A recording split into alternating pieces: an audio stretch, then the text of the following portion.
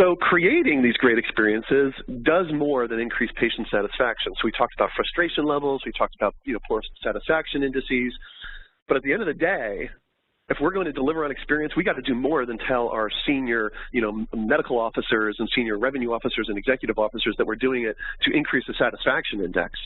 No, experience, if you look again at every strong, powerful consumer brand out there, does a heck of a lot more than just deliver great patient satisfaction. These things are done to increase capacity and access for consumers. Right? Understanding what operational readiness looks like, understanding clinical goals, how they relate to marketing goals, how they relate to business and development goals. That's to drive capacity and improve access, drive down operating costs and improve bottom lines, improve employee satisfaction and retention, build brand and reputation with consumers, and increase leverage with payers.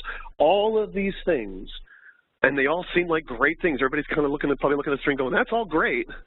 But all of those things come out of delivering better patient experiences, not just the physicalities of improving the experience for the patient. These have true operational, revenue, and systematic long-term goals that are maybe not generated in year one, but probably generated in year like 2 or 3. Next one, Chris.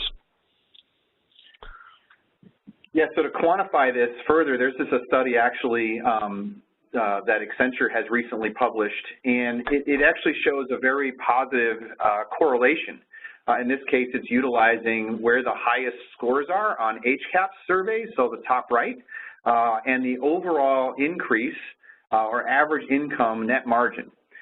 So it's a very clear correlation between what people are saying about their experience and their interactions with the health system, and obviously a lot of variables factor into how I respond to those surveys, and what it does to the actual margins of the organization as well.